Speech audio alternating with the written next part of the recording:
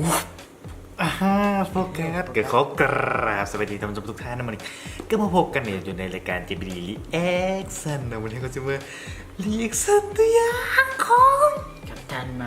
และตัวอย่างของ Avengers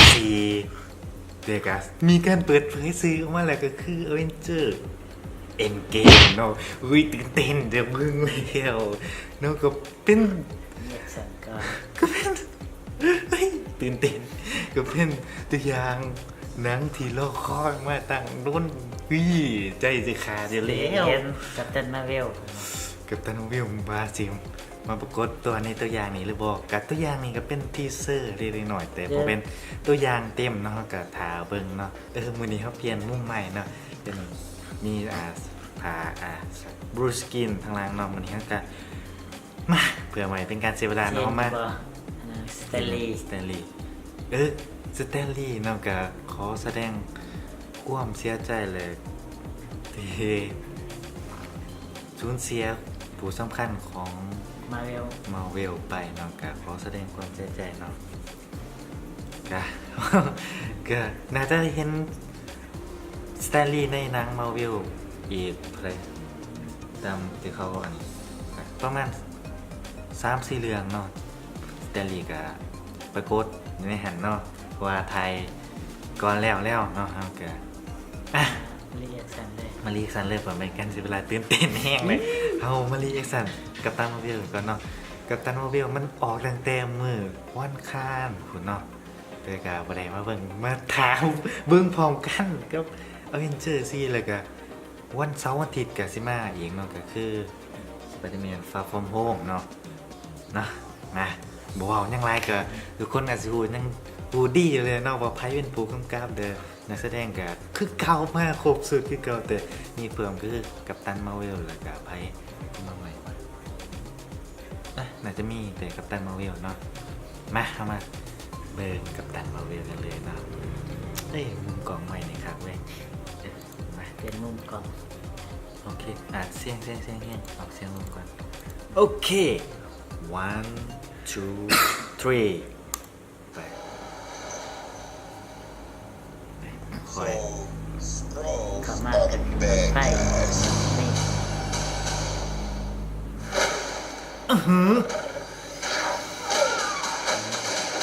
ว้าว And you're กับ a ต่อ free, สิเป็นเลย a race of noble warriors. อึ้งเลยดิ เด Noble ี warrior heroes. นิฟิวรี่ เคยเห็นในตัวอย่างแน่มาโอ้โหโคตรสวยกีฬาสัน Your life began the day it nearly ended. We found you with no memory. เสียความทรงจ Made you ำอาจจะสร้างเจ้าขึ้นใหม่ ให้กลายเป็น so พ you วกเรา could live longer, และมีอายุยืนขึ้น ทรงพลังขึ้น superior. เดี๋ยวมนุษย์โอ้โห You were reborn. ได้จุดตีพอย I keep having these มันวนเวียนมาตลอด memories. ภาพความทรงจ Something in my ำมันอย่างละเอียด past ทุก is สั้น the key คือ to กุญ all แจทั้งหมด this. นี่ You know how to fly this thing? We'll see. ขับเครื่องบินได้เหรอนี่ That's a yes or no นิ question. ฟิวรี่ Yes. คือที่นมว่ะนม Would you like to เจ๋ง know เฮ้ยพวกสกอร์เราเนี่ย you really are? เก้า จอเดอร์พิกโกโล คือนั่นคือมีกระโหลก I think I had a life here. What are you telling me? มาเวล Come a long way. But you're not as มาเว strong ล as ค you นแรก think. กับตันมาเวลคนแรก เป็นผู้ชาย This war is just the beginning. เอาเปลี่ยนตอนไหนว่าเป็นสูตรสีแดง I'm not gonna fight your war. โอ้โหซุปเปอร์ไซย่า ในคอมมิก เฮ้ยกระตูนซีจีหัวกระตูนโอ้โหเฮ้ยนี่ดิแมวเอเลี่ยน Aren't you cute? What's your name? Fury. I'll be back. โอ้6 มีนาคมดีนะโบพลาดเรื่องโมบิลทุกเรื่องต้องโบผ่านแน่นอนครับวันนี้ มาต่อกันเลย ต่อ บอกว่ายังไงเบิ่ง เบิ่งอย่างเดียวเดี๋ยวนี้เบิ่งอย่างเดียวเบิ่งกันสรุปนะ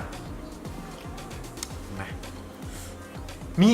ทีเซอร์วันนี้แน่ใจว่าทีเซอร์ฮะแน่ใจว่าทีเซอร์มันคือ2 นาทีฮะ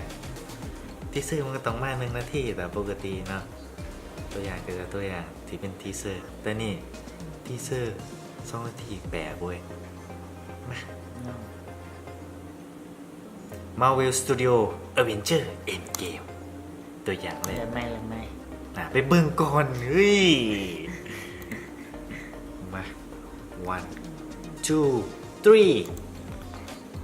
กด 1 2 3โอเค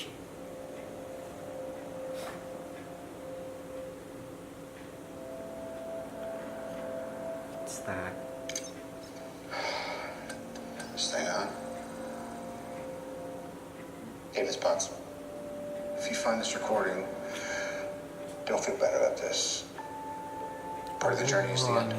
โอ้กา Just for the record, being adrift in space with zero promise of rescue is more fun than it sounds. Food and water ran out 4 days ใกล้ ago. สิเมิดอาหารกำลังใกล้สิเมิด Oxygen will run out อ tomorrow อกซิเจน morning. ก็ใกล้จะหมดพรุ่งนี้เช้า That'd be it. แล้วก็จะจบตรงนั้น When I drift in life, I will dream about you. ไปหาเรื่องให้จาก It's always you. โอกาสอื่น สิร่วมจังได๋กลับโลกยังกลับบ่ได้เด้อนี่ห่วย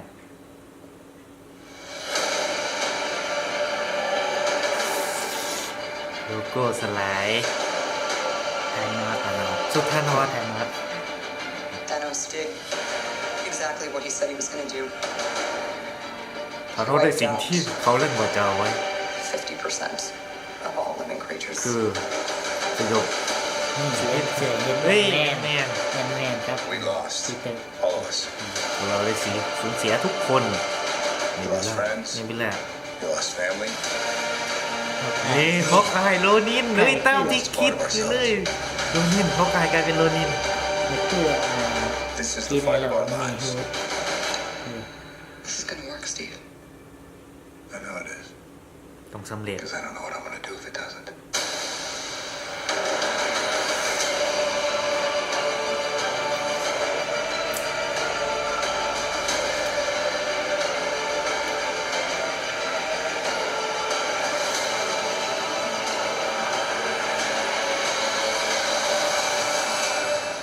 Hi, is anyone home? This is Scott. เฮ้ย A มา few years ago at the airport in Germany, got really big. It's just an old message. Ant-Man? Ant-Man. I know you know that. It's the front door. That's me. Can you buzz me in? อ่าแค่เนี้ย เฮ้ยเฮ้ยอยากเบิ่งแล้วโอ้โหบอกได้เลยว่า ตัวอย่างนี่ให้เฮ็ดในเฮาหายความกระหายได้แล้วถือว่า ตัวอย่างนี่ถือว่ายังกักหลายดิเนาะสำหรับผู้กำกับช่องพี่น้องโจแอนโทนีรูโซนี่ถือว่าเป็นผู้กำกับที่เข้มงวดเลยกะอันนี้รีเวลบ่ให้ดุดสปอยไม่เต็มหน่อยเดียวกับบ่ให้ดุดเนาะนับถือแล้วก็กักมันสิกักยังหลายเลยนะอุ้ยตัวอย่างกัปตันมาร์เวลยังบ่กักเนาะยังมีเปิดเผยออกมานี่ก็ยังมีกักนิดนึงแต่เปิดเผยออกมาหลายเนาะแต่ของวินเจอร์โอ้โหยังมีต่ออีกเนาะต้องถามเบิ่งตัวอย่าง2นี่เนาะตัวอย่างทีเซอร์ตัวเต็มเนาะเทรลเลอร์ตัวเต็มเนาะตัวนี้เป็นเพียงทีเซอร์เท่านั้นทีเซอร์เท่านั้นได้2 นาทีโอ้ถือว่าคุ้มค่าสำหรับการรอคอยเนาะแล้วก็กัปตันมาร์เวลนี่รู้สึกว่าเป็นผมกับผู้หญิงเนาะเขาได้บอกไปแล้วบอก เนี่ยดี ได้บอกเนาะในตัวอย่างแรกเขาเพิ่นได้บอกกับเป็นผู้กำกับผู้หญิงเนาะก็สิเป็นจังได๋ก็ต้องถามไปเบิ่งเนาะทั้ง2เรื่องนี่เนาะมาร์เวลกัปตันมาร์เวลไปเขาเดือน3เวนเจอร์เขาเดือน4หลายๆเรื่องกันเลยเนาะปีนี้เราก็สิได้เบิ่งนางคงเวลมืดนี่เนาะมืดระบอกปี เมื่อแล้ว เมื่อตั้งแต่ของ ของ DC เนาะคอมเมน แซม แต่กับซาเซียลแม่นบ่มืดหรอบ่ของมาเวล ไม่ได้ที่ มืดเลยเนาะมืดเวหน่อยนะครับมืดเลยโอเคของมาเวลกาปีหนาเนาะปีหนา3เรื่องบ่เลย3เนาะ3เรื่องมีอเวนเจอร์จังมาเวลเนี่ยประเด็นต่อของโฮมเนาะแล้วก็ต่อไปอีกก็อาซิมี X-Men เขาว่าจะแฮมเพราะว่า X-Men เขา พูดใหม่ เขามาอยู่ใน MCU แล้ว รีเมคใหม่ป่ะ อาจจะ เฮ็ดใหม่ เฮ็ดใหม่เมื่อเนาะเพราะว่าก็สิมีหนังของ Dark Phoenix เนาะที่ยังเพิ่นออกแล้วก็เดี๋ยวนี้มีแพลนเนาะโอ้โหว่าสิเป็นเดือนไหนบ่มีฮู้ข่าวยังเลยเนาะก็อย่าลืมสนับสนุนหนังแท้แต่อย่าลืมไปเบิ่งที่โรงการพนันเนาะหรือว่าบ่มีเงินแท้ๆเบิ่งเนาะ โบอยากเบิ่งเว็บซื้อแพง เขา มา ไม่ ซะ ได้จ่ายนะ อันนี้มันจะมีไผจ่ายนะเออ เราก็ลบไปซื้อ เนาะสำหรับวันนี้ก็ต้องขอตัวลาไปก่อนแล้วพบกันใหม่คลิปหน้าภาคหน้าประเทศยังเรียกสัตว์ด้วยว่าสิเล่นเกมเล่นเกมวันเอาคลิปเกมลงเลยนะช่วงนี้จะเป็นยังโอ้แต่เรียกสารลงอย่างเดียวเนาะก็แล้วเดือนนี้น้องก็สิมีโปรเจกต์เนาะมีโปรเจกต์หลายเถื่อเนี่ยว่าอากาซีมาเรียนให้เบิ่งเนาะสำหรับมันก็ต้องขอตัวลาไปก่อนสิอยู่เลยเธอ ปิดกล้อง สบายดีไปละบ๊ายบายปิดกล่องคอยๆเดี๋ยวมันกล่องที่โต๊ะ